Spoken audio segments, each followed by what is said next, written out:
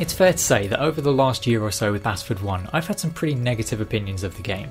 Now, having spent a lot of time not actually playing the game and not really taking much of an interest in what's being developed in the game, it has lent me a little bit of perspective to see what the game has actually done well. Because actually, modern games, despite whether we like them or dislike them, we do have to admit they are brilliant. Some of the technology that goes into them is absolutely awe-inspiring. They are really great bits of software.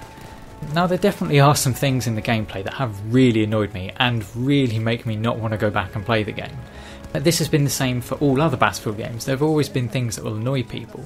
And in fact, recently through doing my exams, I've been on a bit of a nostalgia trip. So I thought what would be interesting is actually to look back at my experiences with all the Battlefield games that I've played, and to perhaps give some defence for Battlefield 1, because I can see now where my relationships with the games might have actually swayed my opinions. So sit down, relax, and we'll take a look back through all of the Battlefield games that I've managed to play.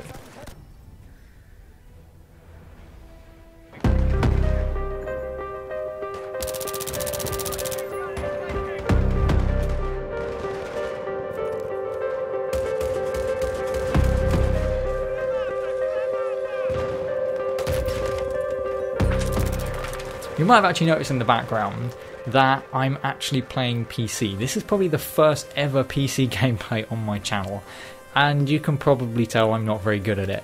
You will see some meta-changing button pushes in this. So, back to February 2012.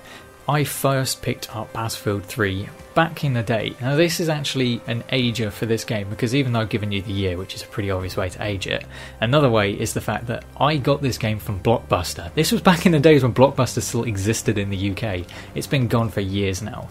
Interestingly enough, Blockbuster was also where I found my favourite ever racing game, Race Driver Grid, so it was definitely a store that had its uses. But I got really lucky with this game. I had been interested in it. Now, if I'm honest, the main reason was, up until this time, I'd pretty much all been playing COD. And in fact, some of my friends who weren't really that interested in gaming said, yeah, that game looks really interesting. So I preemptively bought it in the hope I was going to be able to play with them. In the end, they didn't end up getting it. However, I got a pretty good deal on this, because at the time, you had the Battlefield Online Pass for PlayStation. I don't know if the PC had the same thing, but you could not rent someone the game and let them play online. They had to buy an online pass for their console. Now, that would cost, I think it was somewhere around £10 to £15, I can't remember, but at the time it was a bit of an off-put. But I managed to find a copy of a X-rental version in Blockbuster for 18 quid, which actually was pretty good, because the game was still being sold for like 50, 60 quid at that point. So I was like, yeah, I'll definitely go for that. And if I've got to buy the online pass, I'd still save money on the game. As it turned out, because it was an X-rental copy, they never gave away the online code for it, so I actually got the whole game for 18 quid, so I was really chuffed about that. And actually, it was a really new experience for me. A game that was as big as Battlefield 3 was. You had all the vehicles, the massive maps. In fact, as much as people didn't enjoy the story of Battlefield 3, I really liked it. It was a big change to the stories I played in Call of Duty. It was less focused on the massive set-piece cinematics, and it was more about big battles. You'd have squad fights. It was quite entertaining, and I actually really enjoyed it as a different way of doing a first-person shooter campaign. Then eventually I went online, and this was what got me fully hooked on Battlefield forever. I actually remember that my first ever match online, I was playing on Caspian Border, and obviously that was probably one of the best maps to go on. I actually chose the match because I wanted to see what Battlefield had to offer. I knew it had the vehicles, so I wanted to go on a map which had them. So actually at this point, because I was brand new, I didn't even know there was a server browser at this point, so I went into Quick Match and was flicking through the maps, looking at each picture, trying to work out what would have vehicles, and Caspian was an obvious one, so I went into it. And I really did enjoy the game. I can't remember exactly what happened in my first match, but I do remember that was where it was. But overall, I did have a lot of fun. However, at this time, I was still very much into Call of Duty, and I was still playing Modern Warfare 3. So Battlefield, whilst I was enjoying it, I wasn't actually playing it that much. But actually, towards the summer months, I got really into the game. I actually decided to pick up the Premium Pass, which actually worked out pretty well, because at that point, they'd already released the Back to Karkand and Close Quarters expansions. And those are some really fun DLCs in my opinion. Like, Back to Karkand was really great. The maps in there were fantastic. Sharky Peninsula, Strike at Karkand was fantastic. Wake Island was less so. I didn't quite get on with that map. It was kind of fun for Rush, but it wasn't really my favourite map. The best thing on it, obviously, was the skid loaders. They are bloody hilarious. Unfortunately, I can't quite remember the name of the fourth map. All of you Battlefield veterans will probably berate me for that. But those 3 maps that I do remember from Karkand were fantastic. And then in Close Quarters, I absolutely loved the crap out of that expansion. It was a lot of fun for me. Now, a lot of Battlefield veterans didn't like it. Probably because at that time, the whole anti-COD hype was massive. So they were just like, they're making maps for COD fans. This is the worst thing ever. And actually, I found it really fun. It was really fast-paced. And the micro-destruction in it just made it really entertaining. It was quite immersive. It might have been somewhat chaotic, but it was kind of controlled chaos. I don't know. I might just be gambling here, but it was something that I found really entertaining, and I especially liked the Gunmaster game mode. In fact, even now, I still remember one win. It might have even been my first win, I'm not sure. Now, the second to last weapon you had to get through was this grenade launcher. It was the M320 LVG.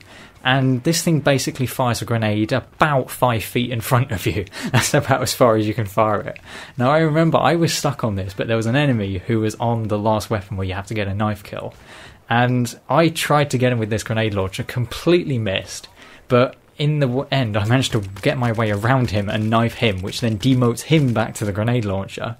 In the process, I've then gotten another kill with the grenade launcher, putting me on the knife, and then I knife the guy again to get the game win. It's like, that is the most horrible way to win a game against someone. I demoted him and then demoted him again to win the game. I felt really bad at the time, but it was also a hilarious game victory for me. And then there was also the introduction of the domination mode. Now, I didn't play as much of this because I was just really hooked on Gunmaster. I really like those kind of game modes just because I like the requirement of being adaptable. I do really enjoy that kind of gameplay. I didn't play so much of domination, but overall I really did enjoy that expansion. Armoured Kill was something I didn't touch very much. It was very vehicle focused and I didn't really enjoy it that much because I preferred the infantry combat in the game, so I didn't touch Armoured Kill that much.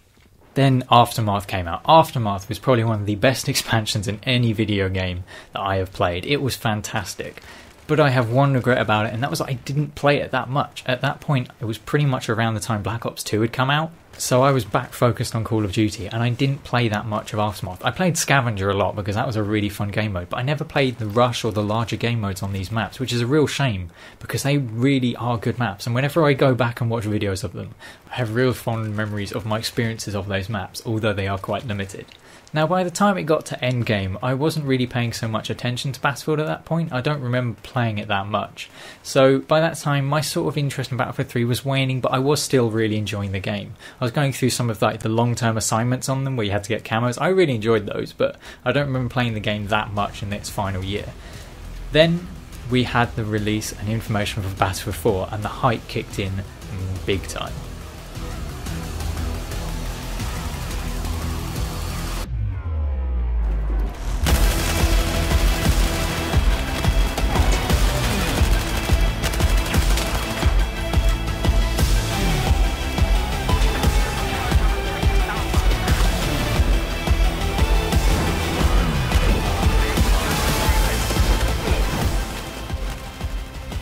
Then continuing on in 2013, Battlefield 4 came out along with the next generation consoles.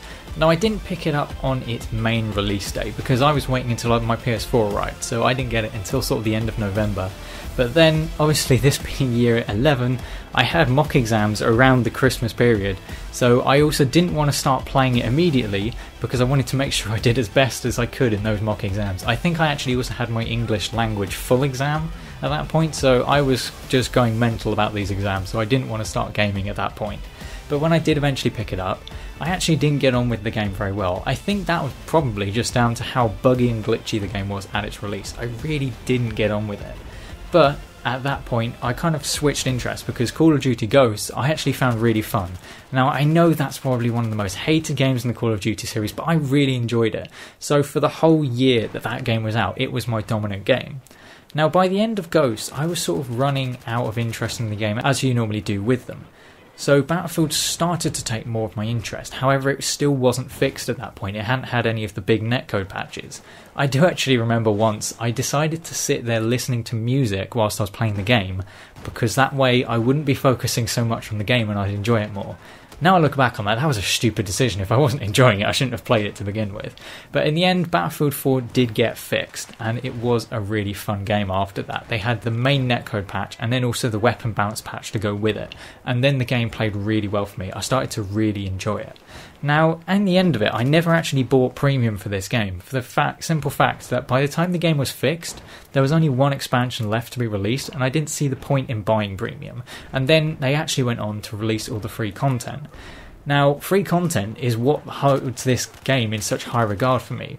Because we started off, we had the night operations map. Now that was kind of fun, it was something for free, so of course I played it and I had a little bit of fun. It wasn't quite my style of gameplay, just because it was entirely reliant on the FLIR and infrared scopes. Which is obvious, it's a night map, so that was what was going to happen, but that wasn't quite what I really wanted to play. Then later on in the year we had the community operations. Now that map is probably the biggest success story in Battlefield in my personal opinion, because that map involved the community. Anyone could give some input on that map. We had the original concepts, we could decide what we wanted. Then people that had premium on PC and were playing on the CTE could actually give more qualitative feedback on how the map was playing, so that it eventually got to be the map it was. It was really cool because not only was it a brand new setting for a map, it was a really interesting gameplay in that you had space for some vehicles, but it was mostly infantry focused. I really enjoyed it, and actually I still like to go back and play it because whenever I can find a server on this map, it is a fun map to play. And it is what really got me back into Battlefield 4, because you're getting this free content, the community was getting involved in it, and it was really fun. It felt like there was good dialogue between the developers and the community, and we did feel appreciated. I certainly felt appreciated as a player, because we were getting given stuff for free. They didn't have to do this, and very few games at the time were, so it was a really cool experience. Then later on in the year they brought out Dragon Valley Remastered. Now some people weren't so keen on this for the simple fact that actually they gave the community a poll and they did kind of ignore it. But at the same time, I don't mind that they brought it back for the simple reason that actually Dragon Valley is one of my favourite maps in the game. It offered an unexpectedly balanced game in my opinion, because there was a lot of space from big open areas for vehicles, but there was also space for infantry as well, which was really surprising because you would have thought a map like that which got lots of space for infantry, lots of space for vehicles, would also be incredibly boring. Now on some points it is, because some of the points are miles away, but actually on a lot of the game modes I found myself having quite a lot of fun. It could actually be quite fast paced and entertaining. So I actually really like Dragon Valley.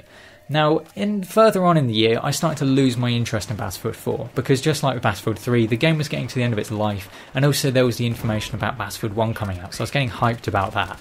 But then they started re-releasing the old Battlefield 4 expansions for free, and I was all over that. I really wanted to play these because they looked like some really fun content. I really enjoyed playing through the Dragon's Teeth because of how infantry focused it was. Those were some fun maps. Funnily enough, I wasn't actually interested that much in propaganda. It can be fun, but also it's very choke pointy, and that kind of gameplay that you get in that map, Operation Locker and Operation Metro, really just does not appeal to me at the moment. I'm really not that keen on it.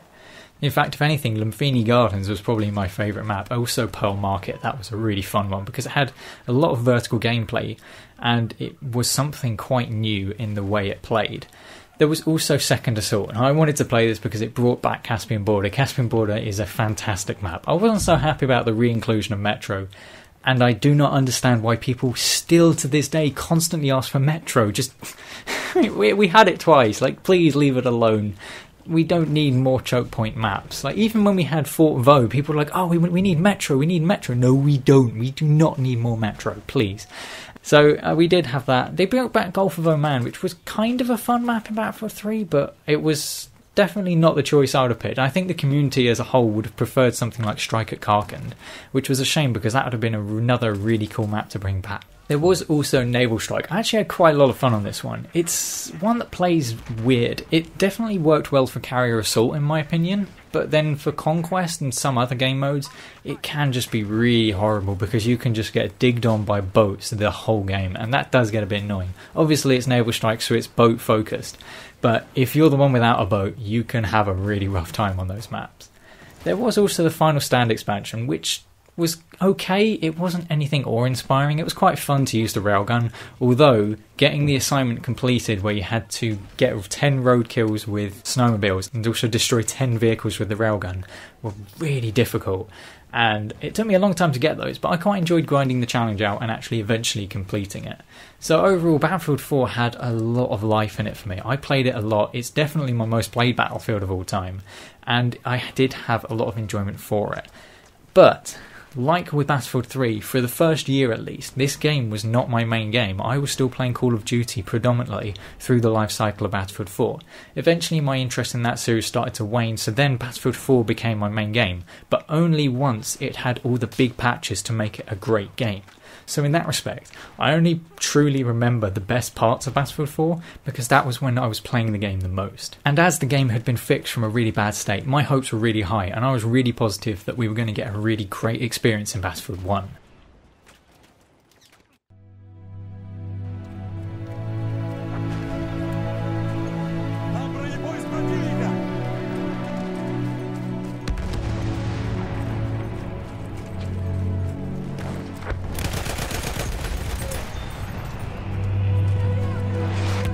So then fast forward a few months to October of 2017, we had the release of Battlefield 1, and I absolutely loved it at release. I was all over it. It was my main game. I was playing it all the time. I really enjoyed it. But very quickly the game started to show that it had a rather flawed progression system and a large lack of content. And as a result, I started to get a bit tired of the game quite quickly. I still played it a lot. It was still my main game up until They Shall Not Pass came out. Right then, I started playing those maps because I'd been playing the base game the whole time, so I wanted some new content. But the problem was, They Shall Not Pass, yeah, it added the 4 maps and new guns, but very quickly those were unlocked and those were played, and I knew the maps. I spent all of the time from They Shall Not Pass up until about May, where I was only playing those 4 maps because I didn't want to play the base game maps, and I just wanted to get that Frontlines assignment where you had to get 100 wins in the mode done. And it just burnt me out on the game. There felt like there was nothing new to do. The medals had provided me with some entertainment, but they also provided me with a lot of frustration because the time limit on them was just not fun. The assignments back in Battlefield 4 and Battlefield 3 were far superior in my opinion because you could choose to do them at whatever time you wanted. You weren't limited by a random roll of which assignments you got. So in the end, Battlefield 1 really rubbed me the wrong way because even though they released free content over the summer, I'd really lost interest in the game. I decided to take a break and I thought I'll give the game another chance when the Russian DLC came out. When it came out, I did have some fun. It was a new lease of life for the game. The specializations and the assignments for them did give us something to do. But unfortunately the damage had already been done. After a few weeks I really lost interest in the game and I had no desire to go back and play it. Over the summer Horizon Zero Dawn had taken my attention tenfold and so I'd really lost all my interest in Battlefield. And at that point I was kind of done. I didn't really want anything to do with the game. I'll admit I did go back and play when Turning Tides and eventually Apocalypse did release. But overall I've stayed clear of the game. It just doesn't provide me with any lasting entertainment, so I don't go back and play the game. But the reason I wanted to defend it is that I do realise in retrospect that the reason I can look on Battlefield 3 and Battlefield 4 so fondly is because I don't remember them in their worst states. I wasn't really playing them when they were at their worst. Battlefield 3 had pretty much already been fixed by the time I was playing it, and those things that hadn't been fixed, I was too new of a player to notice, so I didn't really experience the worst of Battlefield 3. And by the time Battlefield 4 was good, that was when I'd started playing it properly. I'd almost skipped the game up until that point, so I also don't remember the worst of that game. Whereas for Battlefield 1, I was there in the early days, when even though the game was smooth and it played really well, and it still does to this day, it didn't have the content, it didn't have what was coming back. It felt like there was complacency, because although it was like, yes, the base game is good, but they just never seemed to build on it, they never seemed to go out of their way to make it a fantastic game or to really give us reasons to keep going back and play. The updates and content drops were just incredibly slow and sluggish. I do still feel that my criticisms of the game are justified. I don't take any of them back because I really feel that even if you've got a good game, you need to show the commitment to actually making it a great game that people want to keep going back and play. You can't have people just playing the same thing over and over again with very little change in the gameplay because they'll lose interest because eventually it just becomes too predictable or just not interesting anymore. When there's games like Overwatch, Rainbow Six Siege that are offering monthly or maybe quarterly content updates that really change how the game plays and make it a completely new experience each update, it really makes you wonder why you would keep playing one game that plays very similarly match on match. So I do hope you've enjoyed this video. I thought it was quite an interesting thing to look back at my experiences with these games, because although I've criticised Battlefield 1, I do have to take into account that I hadn't played any of its predecessors as my main game. But I do hope you enjoyed the video and the nostalgia tour of the gameplay. This has been the Gartner Gamertag, and I'll see you in another video.